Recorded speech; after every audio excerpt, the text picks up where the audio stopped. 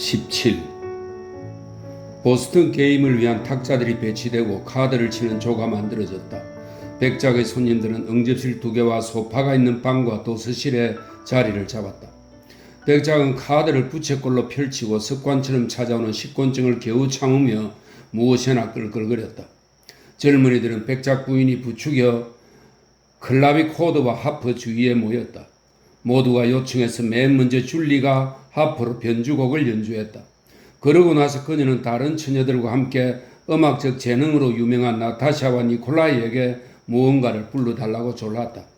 어른 대접을 받은 나타샤는 그 때문에 매우 의기양양해하는 것 같았지만 동시에 겁을 먹은 듯 보이기도 했다. 무슨 노래를 부를까? 그녀가 물었다. 샘, 니콜라이가 대답했다. 그럼 얼른 하자. 보리스 이리 와요. 나타샤가 말했다. 그런데 소냐는 어디 있지? 그녀는 주위를 둘러보고 친구가 방에 없다는 것을 깨닫자 친구를 찾으러 달려갔다. 소냐의 방으로 뛰어들어갔지만 그곳에서 친구를 찾지 못하자 나타샤는 어린이 방으로 달려갔다. 거기에도 소냐는 없었다. 나타샤는 소냐가 복도의 괴짝 위에 앉아있을 거라고 짐작했다. 복도에 있는 괴짝은 로스토프가의 젊은 세대의 여자들을 위한 슬픔의 장소였다. 실제로 가벼운 장밋빛 드레스를 입은 소냐가 옷을 구긴 채 괴짝을 덮은 유모의 더러운 줄무늬 깃털 이불 위에 엎드려 가느다란 손가락으로 얼굴을 가리고 맨살이 드러난 자그마한 어깨를 들먹이며 흐느껴 울고 있었다. 명명일을 맞아 온종일 생기 넘치던 나타샤의 얼굴이 갑자기 변했다. 눈동자가 얼어붙은 듯 꼼짝하지 않더니 넓은 목덜미가 떨리고 입꼬리가 아래로 처졌다. 소냐, 왜 그래? 왜 무슨 일이 있었어? 허허. 나타샤는 커다란 입을 벌리고 아주 보기 흉한 모습이 되어 영문도 모른 채 단지 소냐가 울고 있다는 이유만으로 어린아이처럼 울기 시작했다. 소냐는 고개를 들고 싶었다. 대답을 하고 싶었다. 하지만 그러지 못하고 얼굴을 더욱 숨겼다. 나타샤는 파란 깃털 이불 위에 웅크리고 앉아 친구를 끌어안고 울었다. 기운을 차린 소냐가 고개를 들고 눈물을 닦으며 이야기하기 시작했다. 니콜렌카가 일주일 후에 떠나 그의 영장이 나왔어. 니콜렌카가 나한테 직접 말해주었어. 하지만 난 계속 울지는 않을 거야. 그녀는 손에 쥐고 있던 종이 조각을 보여주었다. 니콜라이가 쓴 시였다. 하염없이 울고 있지만은 않을 거야. 하지만 너 모를 거야. 아무도 모를 거야. 그 사람이 얼마나 훌륭한 영혼을 지녔는지. 그러고 나서 그녀는 너무도 훌륭한 그 영혼을 생각하며 다시 흐느끼기 시작했다. 넌 좋겠다. 질투하는 게 아니야. 나는 너가 좋아. 보리스도 좋아하고. 그녀는 기운을 차리고 말했다. 그는 좋은 사람이야. 너희에겐 장애물이 없지. 니콜라이는 내 사촌이잖아. 우리는 대주교가 직접 안 그러면 불가능해. 그 다음에 만약 엄마가 소냐는 백작 부인을 어머니로 여겼고 실제로도 그렇게 불렀다. 엄마가 날 니콜라이의 출세를 망치는 애라고 심장이 없는 애라고 은혜를 모르는 애라고 하시면 정말 맹세코 그녀는 성호를 그었다. 나는 엄마와 너희 가족 모두 정말 사랑해. 단지 베라만은 무엇 때문일까? 내가 베라한테 무슨 짓을 했다고? 난 너희 가족에게 너무 고마워서 모든 것을 희생한데도 기쁠 거야. 하지만 내겐 아무것도 없어.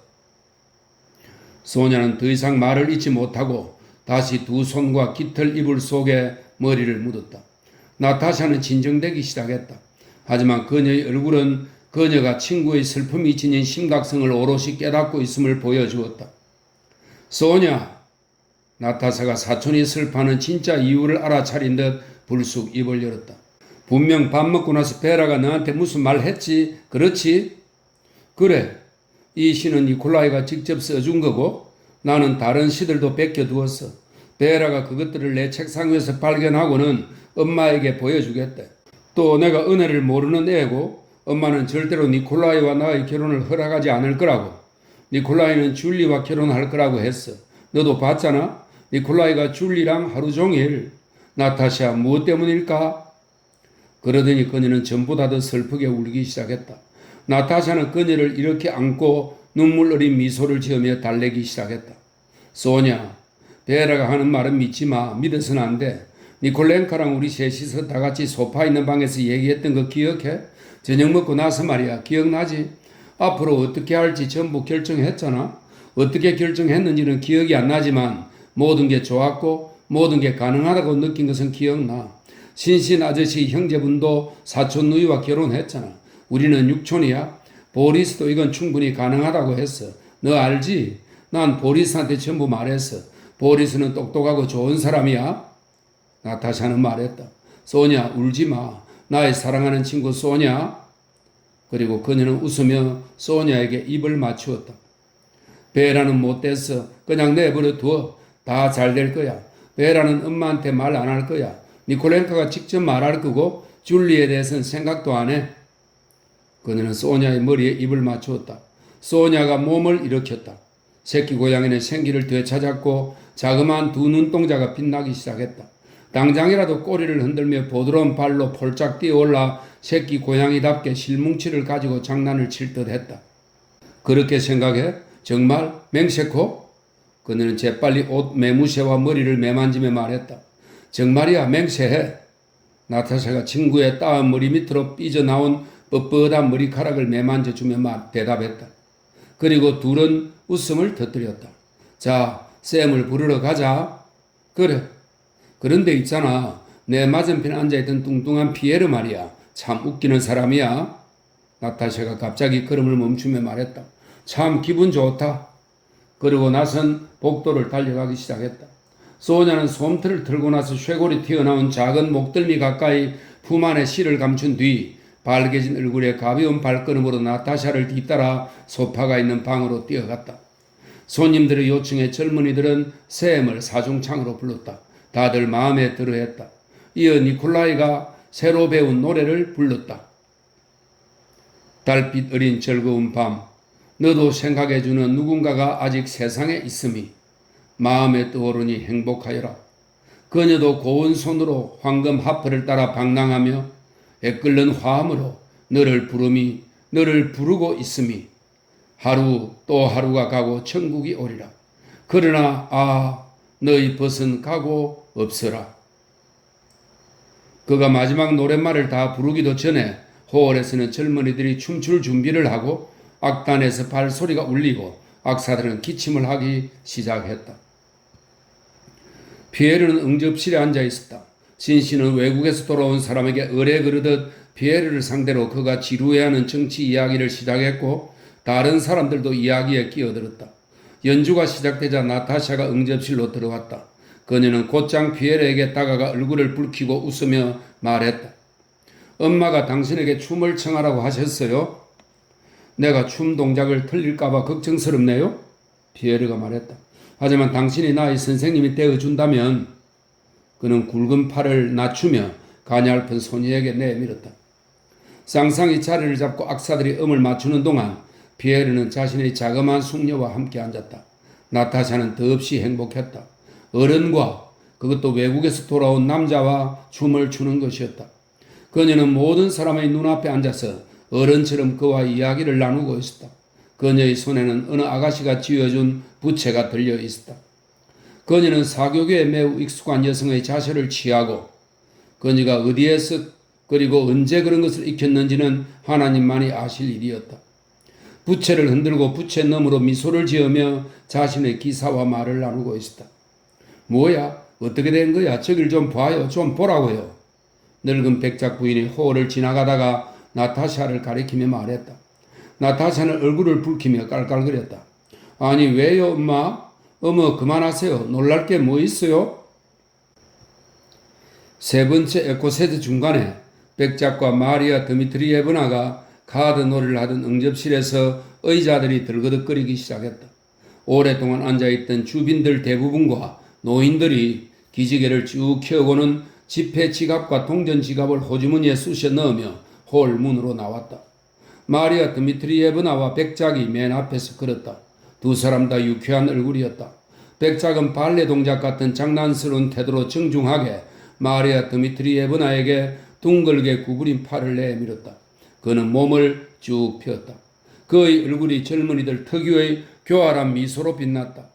그는 에코세즈의 마지막 바퀴가 끝나자마자 악사들에게 박수를 보내고 제1바이올린을 바라보며 악단을 향해 외쳤다. 셰몬, 다닐라 쿠퍼로 아니야? 그것은 백작이 젊은 시절부터 추던 그가 좋아하는 춤이었다. 다닐라 쿠퍼르는 본래 앙글레즈의 한 스텝이었다. 아빠 좀 보세요. 나타샤는 자신이 어른과 함께 춤추고 있다는 사실을 까맣게 잊고 곱슬머리가 찰랑이는 작은 머리를 무릎에 닿도록 숙이고 타고난 낭낭한 웃음소리를 홀 구석구석 울려 퍼지게 하며 홀 전체에 대고 외쳤다. 실제로 홀에 있던 모든 사람들이 기쁨의 미소를 띄우고 유쾌한 노인을 바라보았다.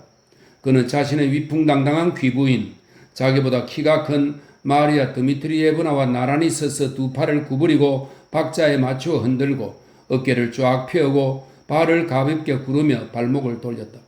그리고 자신의 둥근 얼굴에 점점 크게 퍼지는 미소로 관객들이 앞으로 일어날 일에 대해 마음의 준비를 하도록 유도했다.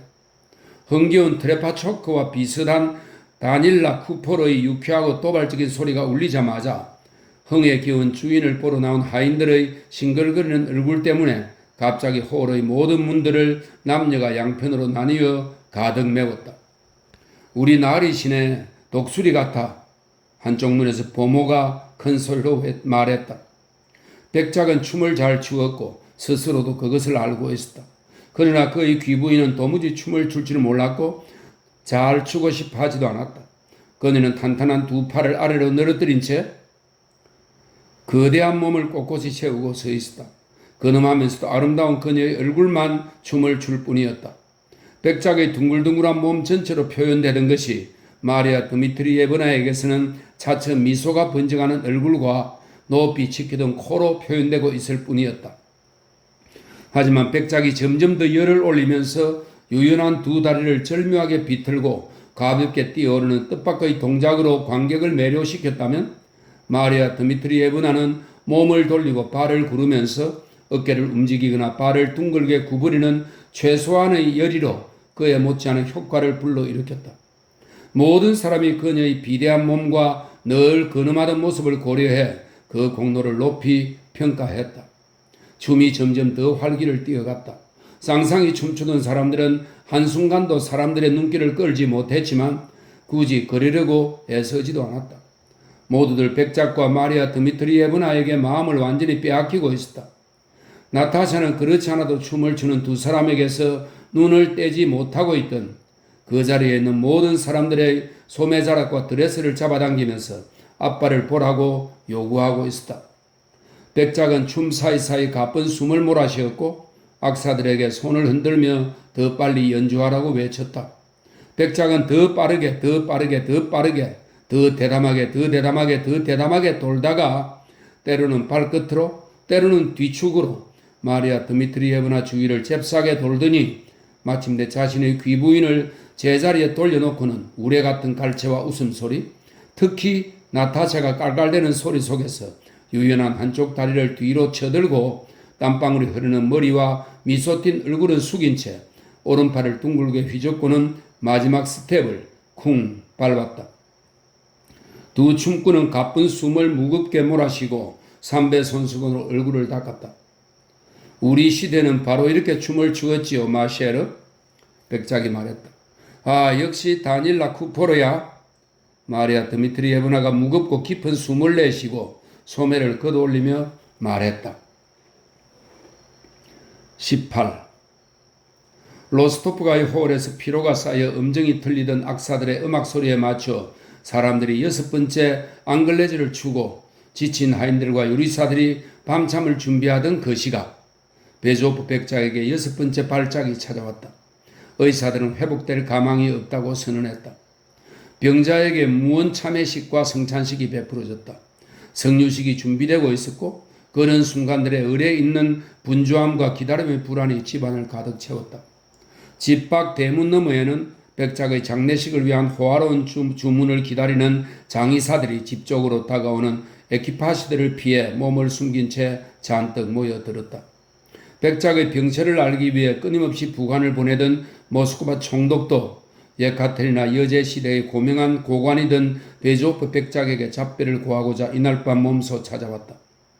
화려한 응접실이 사람들로 가득했다. 총사령관이 병자와 단둘이서 30분쯤 머물다 나오자 모두 정중하게 자리에서 일어났다. 총사령관은 사람들의 인사에 가볍게 답하며 자신에게 쏠린 의사들과 성직자들과 친척들의 시선을 한시라도 빨리 벗어나려 했다. 요 며칠 새에 야위고 창백해진 바실리 공작이 총사령관을 배웅하며 무언가를 여러 번 그에게 조용히 되풀이했다. 총사령관을 배웅하고 나서 바실리 공작은 홀에서 한쪽 다리 위에 다른 쪽 다리를 높이 걸쳐 놓고는 무릎으로 팔꿈치를 받치고 한 손으로 눈을 가린 채 의자에 앉아 있었다. 그는 잠시 그렇게 앉아 있다가 자리에서 일어나더니 놀란 눈으로 주위를 두리번거리며 평소와 다른 조급한 걸음으로 긴 복도를 지나 저택 뒤쪽에 자리 잡은 첫째 공작 영애의 방으로 갔다.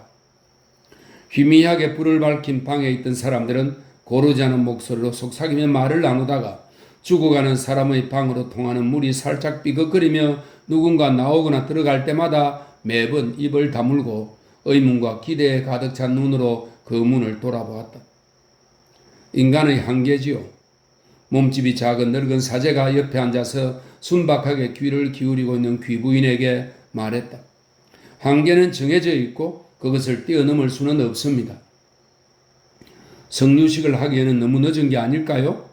그녀는 사제의 직함을 덧붙이며 마치 이 점에 대해 어떤 견해도 갖고 있지 않은 것처럼 물었다. 성례식은 위대한 것입니다, 부인. 사제가 반쯤 센 머리칼 몇 가닥이 곱게 빗겨져 가로놓인 벗어진 머리를 한 손으로 쓰다듬으며 대답했다. 그분은 누구세요? 총사령관에 직접 오셨던 거예요?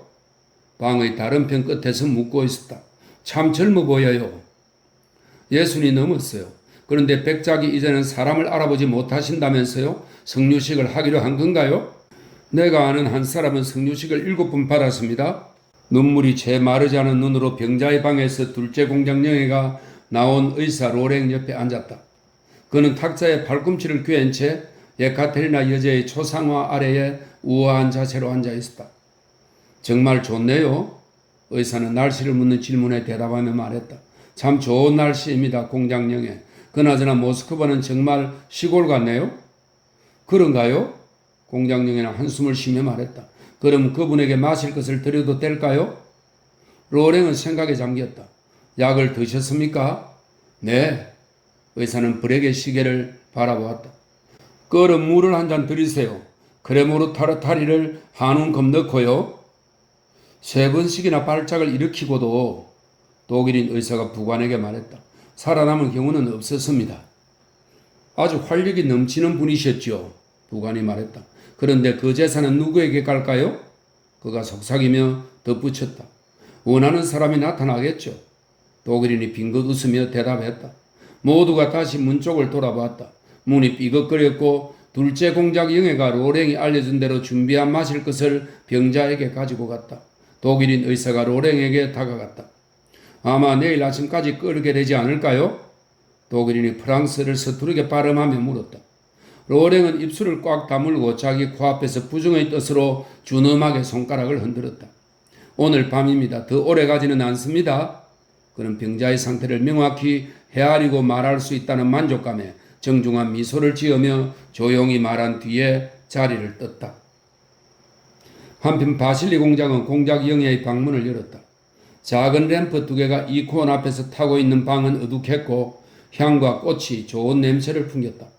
방 안은 작은 서랍장, 작은 옷장, 작은 탁자 등의 가구들로 가득 차 있었다.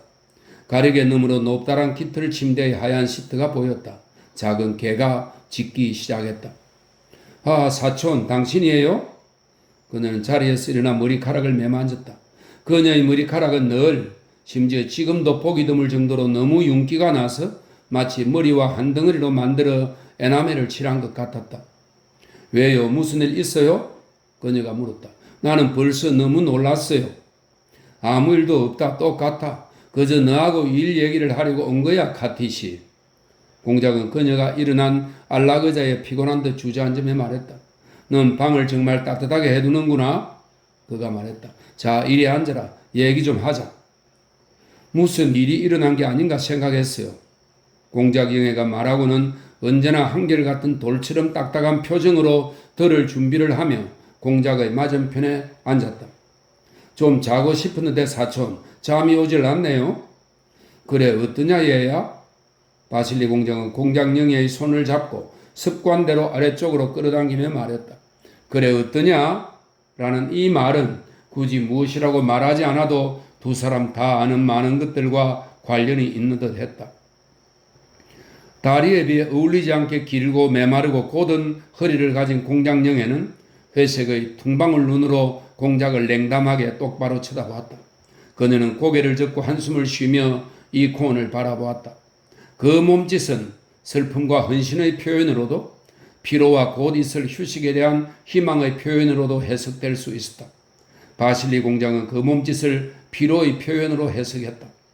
그럼 나는, 그는 말했다. 더 편할 거라고 생각하는 거냐? 난 역마차 말처럼 지칠 대로 지쳤다. 그래도 너와 이야기를 해야만 해. 카티시, 이건 아주 진지한 얘기야. 바실리 공장은 입을 다물었다. 뒷뺨이 이것저것 번갈아 신경질적으로 떨리기 시작해서 그가 사교계의 응접실에 있을 때는 한 번도 보여준 적 없는 불쾌한 표정을 그의 얼굴에 더하고 있었다. 눈도 평소 같지 않았다.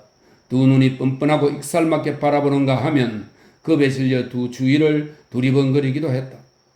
공작영에는 무릎 위에 있는 작은 개를 메마르고 야윈 손으로 꽉 붙잡고는 바실리 공작의 눈을 유심히 바라보았다. 하지만 아침까지 입을 다물고 있을지언정 질문으로 침묵을 깰 기색은 보이지 않았다. 나의 사랑하는 사촌 카테리나 세메오노브나 공장영애, 너희가 알고 있는지 모르겠다만 바실리 공작은 말을 이었다. 말을 계속하는 데 대한 내면의 갈등이 없지 않아 보였다. 지금 같은 때에는 모든 것을 생각해야 해. 미래에 대해, 너희들에 대해 생각해야 하는 거야. 난 너희 모두를 친자식처럼 사랑한단다. 너는 그걸 알잖니? 공장영애는 여전히 흐릿한 눈빛으로 그를 바라보고 있었다. 마지막으로 내 가족에 대해서도 생각해야 하는 거야? 바실리 공장은 화가 난 듯 작은 탁자를 밀치면서 그녀는 쳐다보지도 않고 말을 이어갔다. 카티시, 너도 알다시피 마몬토프가의 세 자매인 너희들 그리고 또 내 아내 이렇게 우리만 백작의 직계상속인이야 안다. 이런 일을 생각하고 말하는 것이 너한테 얼마나 괴로운 일인지 알아. 나도 쉽지 않아. 하지만 얘야, 난 쉰을 넘긴 사람이다. 모든 것에 준비되어 있어야 해. 내가 피에르를 데려오라고 사람을 보냈고 백작이 피에르의 초상화를 똑바로 가리키면서 그 애를 불러오라고 하신 건 너도 알지?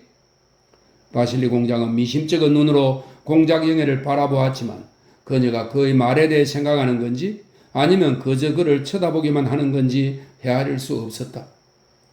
나는 오직 한 가지만 하나님께 기도드리고 있어요, 사촌. 그녀가 대답했다.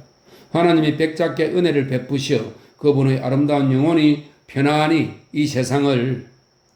그래, 그야 그렇지. 바실리 공장은 벗어진 머리를 문지르고 밀쳐둔 작은 탁자를 녹이 튄 얼굴로 다시 끌어당기면서 초조하게 말을 이었다. 하지만 결국 문제는 너 자신이 알고 있지 않니? 지난 겨울 백작이 직계 상속인들과 우리를 제쳐두고 피에르에게 모든 재산을 물려주겠다는 유언장을 쓰셨다는 거야? 백작이 유언장을 쓰신다는 게 어디 한두 번인가요? 공장영애가 침착하게 말했다. 하지만 그분은 피에르에게 유언하실 수 없었어요. 피에르는 사생아예요. 얘야. 바실리 공장이 불쑥 입을 열었다. 그는 작은 탁자를 바싹 당기더니 활기를 띠며 더 빨리 말하기 시작했다. 하지만 백작이 폐하께 올리는 편지를 써 놓으셨고 피에르를 아들로 삼게 해달라고 청원하시면 어떻게 될까? 알잖니? 백작의 공로를 감안하면 그 청원은 받아들여질 거야. 공장영애는 빙긋 웃었다. 어떤 문제에 대해 상대방보다 더 많이 안다고 생각하는 사람들이 흔히 짓는 미소였다. 더 말해주마. 바실리 공장은 그녀의 손을 잡으며 계속 말했다. 편지는 작성되었단다. 폐하께 올리지는 않았지만 폐하도 편지에 대해 알고 계셨어. 문제는 편지가 파기되었던가 아닌가 하는 거야. 만약 파기되지 않았다면 머지않아 다 끝나는 거야. 바실리 공장은 한숨을 내쉬므로써 다 끝나는 거야 라는 말을 무슨 의미로 사용했는지 알려주었다. 백작의 서류가 개봉되고 편지와 유언장이 폐하께 전해지겠지. 그럼 그분의 청원은 틀림없이 받아들여질 거야. 그리고 피에르가 합법적인 아들로서 모든 것을 받게 될 거다. 그럼 우리 몫은요? 공장영애가 마치 무슨 일이 있어도 그 일만은 일어날 수 없다는 듯 냉소를 지으며 물었다. 하지만 사랑하는 카티시, 그건 대나처럼 명백해. 그렇게 되면 피에르 혼자 모든 재산의 합법적인 상속자가 되고 너희들은 그나마도 못 받게 되는 거야. 얘야, 유언장과 편지가 작성되었는지 아닌지, 그리고 그것들이 파기되었는지 아닌지 너는 알아야 해. 또 만약 그것들이 어떤 이유로 잊힌 채 방치되어 있다면 넌 그것들이 어디에 있는지 알아야 하고 찾아내야 해. 왜냐하면 말도 안 돼요. 공작영애가 눈동자의 표정을 바꾸지 않은 채 비웃음을 지으며 그의 말을 가로막았다. 난 여자예요. 당신 눈에는 우리가 다 멍청해 보이겠죠? 하지만 나도 사생아가 재산을 상속받을 수 없다는 것 정도는 알아요. 사생아 말이에요? 그녀는 프랑스로 바꾼 마지막 말이 공작의 생각이 터무니없음을 명백히 입증할 것이라고 여기며 덧붙였다. 어쩌면 그렇게 이해를 못하는 거냐, 카티시? 너처럼 영리한 애가 어째서 이해를 못하는 거야? 만약 백작이 피에르를 합법적인 아들로 인정해달라는 청원서를 폐하께 썼다면 피에르는 더 이상 피에르가 아니라 베조프 백작이 되는 거야. 그렇게 되면 유언에 따라 그 애가 모든 것을 받게 돼. 그러니까 만약 유언장과 편지가 파기되지 않았다면 너한테는 너가 등망 있는 여자라는 위로, 그리고 그로부터 생기는 모든 것 외에 아무것도 남지 않을 거다. 틀림없어. 유언장이 작성되었다는 건 알아요. 하지만 그게 효력이 없다는 것도 알죠. 날 완전히 바보로 여기시는 것 같네요, 사촌? 공작영애는 여자들이 재치 있고 모욕적인 무언가를 말했다고 여길 때 짓는 표정으로 말했다. 얘야, 나의 사랑하는 까테리나 세면오브나 공작영애. 바실리 공작이 초조하게 입을 열었다. 내가 온 것은 너와 옥신각신하기 위해서가 아니야. 너를 친척으로, 착하고 선량하고 진실한 친척으로 생각해서 너의 이익에 관해 얘기하기 위해서야. 너한테 10번은 말했다. 만일 폐하께 올리는 그 편지와 피에르를 위한 유언장이 백작의 서류들 틈에 있다면 너와 너희 동생들은 상속인이 될 수 없어. 내 말을 못 믿겠거든. 그 분야를 잘 아는 사람들을 믿어보렴. 나는 방금 드미트리 오누프리치와 얘기를 나누었다. 그도 똑같이 말했어. 공작영애의 생각에 갑자기 어떤 변화가 생긴 것 같았다. 얇은 입술이 창백해지고 그녀가 입을 연 순간 목소리는 스스로도 예기치 못한 듯한 떨리는 고음으로 튀어나왔다. 그렇게 되면 좋겠네요. 그녀가 말했다. 난 아무것도 원하지 않았고 지금도 원하지 않아요. 그녀는 무릎에 있던 작은 개를 내던지고 옷주름을 매만졌다. 그게 그분을 위해 모든 것을 희생한 사람들에 대한 감사이고 사례군요. 그녀가 말했다. 훌륭해요. 정말 잘 됐어요. 공작, 난 아무것도 필요하지 않아요. 그래. 하지만 넌 혼자가 아니야. 동생들이 있잖니? 바실리 공작이 대답했다. 그러나 공작영애는 그의 말을 듣고 있지 않았다. 그래요. 난 오래전부터 알았는데 깜빡 잊고 있었네요. 이 집에는 비열함과 속임수와 질투와 음모 외에 배은망덕, 그것도 칠흑같이 시커먼 배은망덕 외에 기대할 게 아무것도 없었어요. 너 그 유언장이 어디 있는지 아니? 모르니? 바실리 공작은 아까보다 뺨을 더 심하게 실룩거리며 물었다. 그래요. 내가 바보였어요. 나는 그래도 사람들을 믿고 사랑해서 나 자신을 희생했어요. 결국 성공하는 사람은 비열하고 추악한 인간들 뿐이죠. 이게 누구의 음모인지 난 알아요. 공작영애가 일어나려 했지만 공작이 그녀의 손을 붙들었다.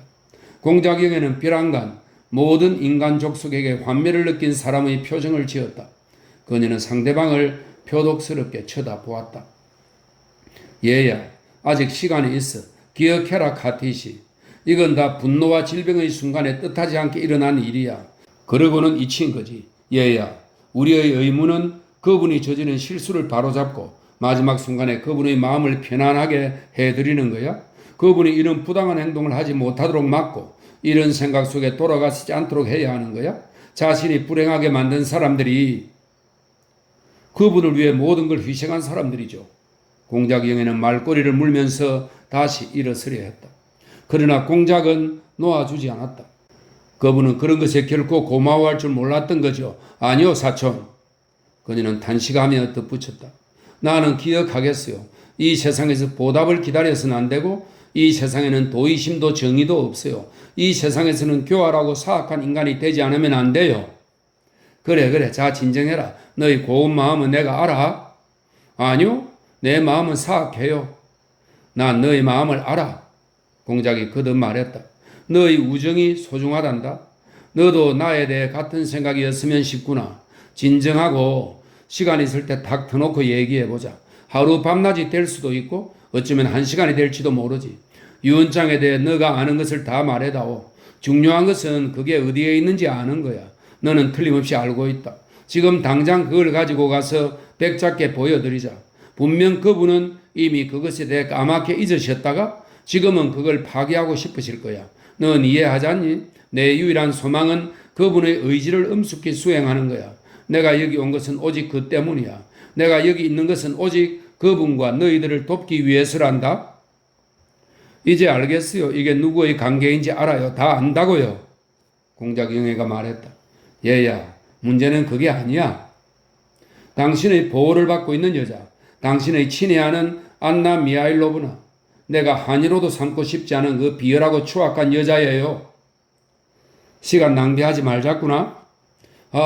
아무 말씀도 하지 마세요. 지난 겨울 그 여자가 이곳에 비비고 들어와서는 백작께 우리 모두에 대해, 특히 소피에 대해 어찌나 추악하고 혐오스러운 말을 잔뜩 짓거렸는지 차마 다시 입에 담을 수가 없네요. 백작이 병에 드셨고 2주 동안 우리를 버리고도 않으셨어요. 내가 알아요. 그때 그분이 그 추하고 역겨운 서류를 작성하신 거예요. 하지만 나는 그 서류가 아무 의미 없는 거라고 생각했죠. 그랬구나. 그런데 어째서 너는 지금껏 나한테 아무 말도 하지 않았니? 백작이 베개 밑에 두신 모자이크 들어간 서류 가방에 들어있어요. 이제 알겠어요. 공장령에는 대답도 않고 말했다. 그래요. 나한테 죄가 있다면, 큰 죄가 있다면 그건 그 비열한 여자에 대한 증오예요. 공작영애는 완전히 돌변하여 소리를 지르다시피 말했다. 그 여자가 이곳에 뭐하러 비집고 들어오겠어요? 하지만 난 그 여자한테 다 털어놓고 말하겠어요. 때가 올 거예요. 19. 응접실과 공장영애의 방에서 그런 대화가 이루어지던 시각, 피에르와 안나 미하일로브나를 태운 카레타가 베조프 백작가의 뜰로 들었었다.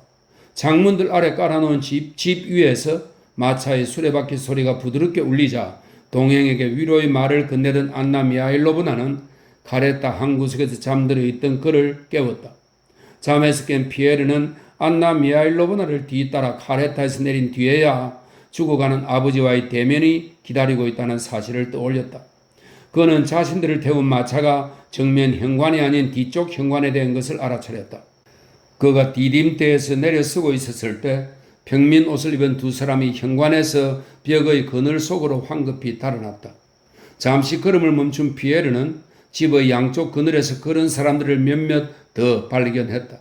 그러나 그 사람들을 보지 못했을 리 없는 안나 미하일로브나도 하인도 마부도 그들에게 주의를 돌리지 않았다.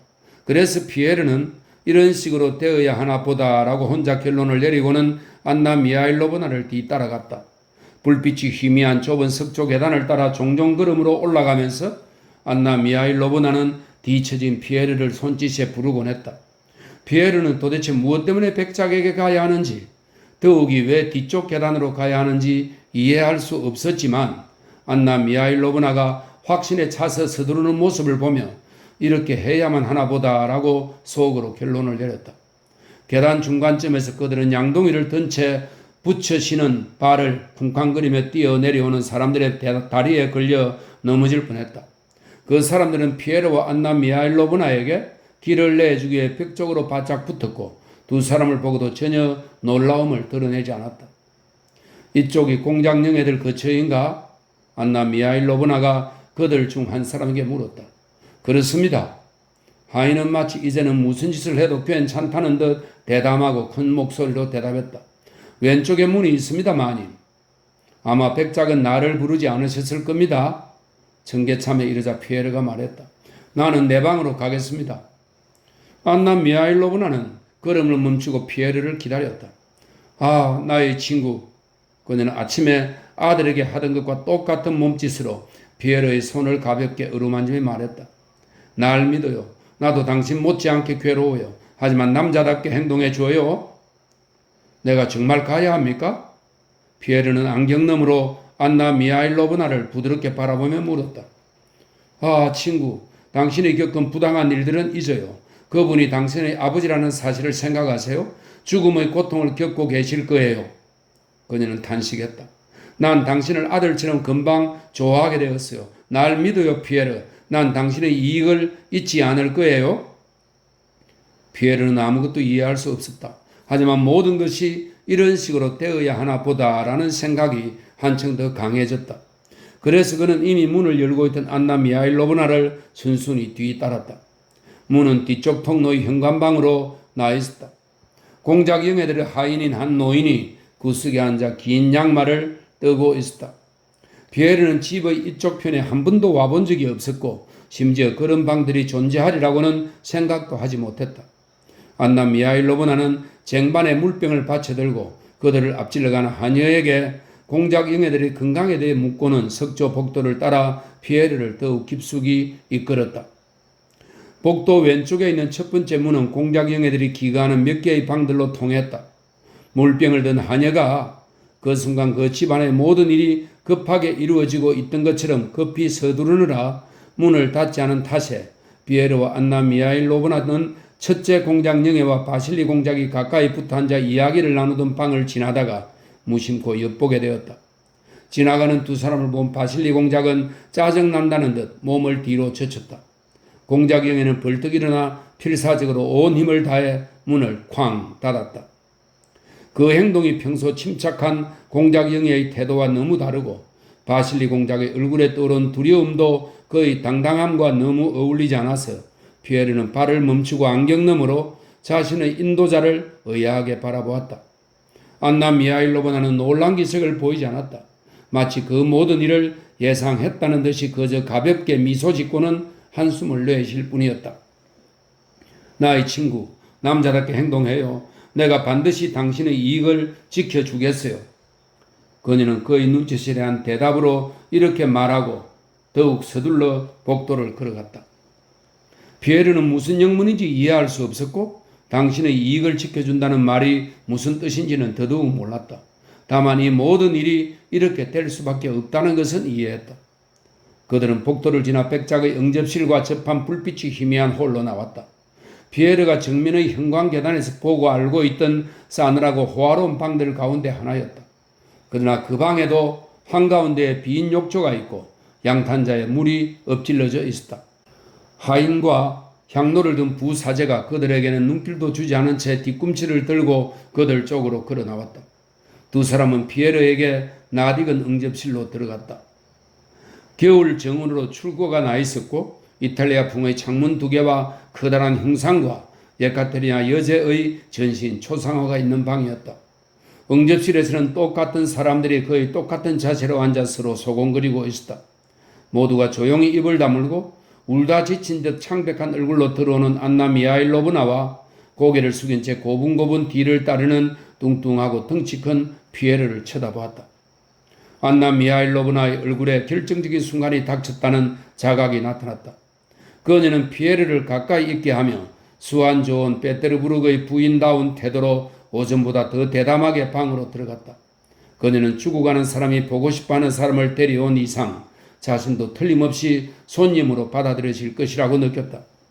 방에 있던 사람들을 민첩한 시선으로 둘러보다 백작의 참회 사제가 눈에 띄자 그녀는 허리를 숙이지는 않았지만 갑자기 키를 낮추면서 종종걸음으로 미끄러지듯 다가가 공손히 한 사제에게 축복을 받고 뒤이어 다른 사제에게도 축복을 받았다.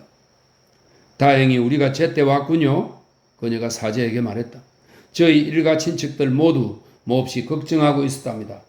바로 이 청년이 백작의 아드님이에요. 그러고는 더 나직이 덧붙였다. 무서운 순간이네요. 이 말을 하고 그녀는 의사에게 다가갔다. 친애하는 의사 선생님, 그녀가 의사에게 말했다. 이 청년은 백작의 아드님입니다. 가망이 있을까요?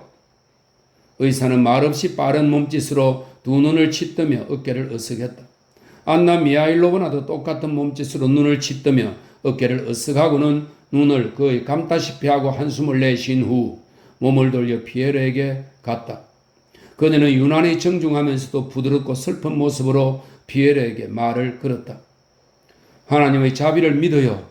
그녀는 이렇게 말하고는 앉아서 자기를 기다리라면서 작은 소파를 가리킨 뒤 모두가 바라보고 있던 문으로 소리 없이 향해서 들릴락 말락 작은 문소리를 남긴 채 그 너머로 자취를 감추었다. 피에르는 모든 일에 있어 자신의 인도자에게 복종하기로 결심하고 그녀가 가리킨 작은 소파로 향했다. 안나 미하일로브나가 자취를 감추자마자 그는 방 안에 있던 사람들의 눈길이 호기심과 동정 이상의 무언가를 담은 채 자기에게로 쏠린 것을 알아차렸다. 그는 모두가 눈짓으로 자기를 가리키며 서로 속삭이는 것을 보았다. 그들의 눈빛에서 두려움이 심지어 비굴함마저 느껴졌다. 사람들은 이제껏 한 번도 보이지 않았던 경의를 그에게 표하고 있었다. 사제들과 대화하던 낯선 부인은 자기 자리에서 일어나 그에게 앉으라고 권했고 부관은 피에르가 떨어뜨린 장갑 한 짝을 집어 건네주었다. 의사들은 피에르가 그들 곁을 지나갔을 때 정중히 말을 멈추고 그에게 자리를 내주기 위해 옆으로 비켰었다. 처음에 피에르는 부인을 불편하게 하지 않기 위해 다른 자리에 앉으려 했고 장갑도 직접 주우려 했으며 전혀 길을 막고 서 있지도 않던 의사들을 돌아서 가려 했다. 하지만 그는 문득 그런 행동이 예의에 어긋날지도 모른다고 느꼈다. 오늘 밤 그는 모두가 기다리는 어떤 무서운 의식을 수행해야만 하는 인물이라고, 그래서 사람들의 봉사를 받아들여야만 한다고 느꼈다. 그는 부관에게서 말없이 장갑을 받고 부인의 자리에 앉아 소박한 자세를 한 이집트 조각상처럼 대칭으로 놓은 무릎 위에 커다란 손을 나란히 올려놓았다. 그러고는 이 모든 것이 응당 이렇게 되어야 하나 보다고 오늘 밤에 당황하지 않고 어리석은 짓을 저지르지 않으려면 자신의 판단에 따라 행동해서는 안 되고 그를 이끌어주는 사람들의 의지에 전적으로 자신을 맡겨야 한다고 속으로 결론 내렸다.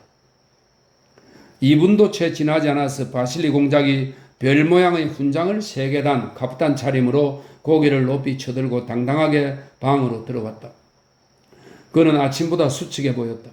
그가 방을 둘러보다 피에르를 보았을 때 그의 눈은 평소보다 더 커졌다. 그는 피에르에게 다가가 손을 잡고 전에는 한 번도 그런 적이 없었다. 손이 잘 붙어 있는지 시험하고 싶기라도 한 듯 아래쪽으로 잡아당겼다. 친구, 용기를 내요, 용기를 내. 그분이 당신을 부르라고 분부하셨어요. 좋은 일이에요. 그리고 그는 가려 했다. 하지만 피에르는 물어볼 필요가 있다고 생각했다. 병세가 어떠신지. 그는 죽어가는 사람을 백작이라고 부르는 것이 온당한지 아닌지 몰라 말끝을 흐렸다. 그렇다고 아버지라 부르려니 무안했다. 30분 전에 또 발작이 있었어요. 또 한 차례 발작이 있었지. 용기를 내요, 친구.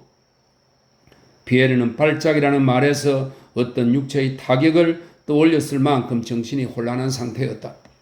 그는 의욕에 찬 표정으로 바실리 공작을 쳐다본 다음에야 병을 발작이라고 한다는 것을 깨달았다. 바실리 공작은 걸음을 옮기며 로랭에게 몇 마디 건네고는 발끝으로 걸어서 문을 향했다. 그는 발끝으로 걷는 데 서툴러 몸 전체로 어색하게 껑충껑충 뛰었다. 첫째 공작 영예가 그를 뒤따라갔고 이어 사제들과 부사제들이 갔고 사람들, 하인들도 문으로 들어갔다. 그 문 너머에서 이리저리 움직이는 소리가 들렸다. 마침내 여전히 창백하긴 하지만 의무 수행에 충실한 얼굴로 안나 미하일로브나가 달려나와서 피에르의 손을 가볍게 어루만지며 말했다. 하나님의 자비는 끝이 없답니다. 지금 성류식이 시작돼요. 어서 가요. 피에르는 부드러운 양탄자를 밟으며 문으로 들어갔다.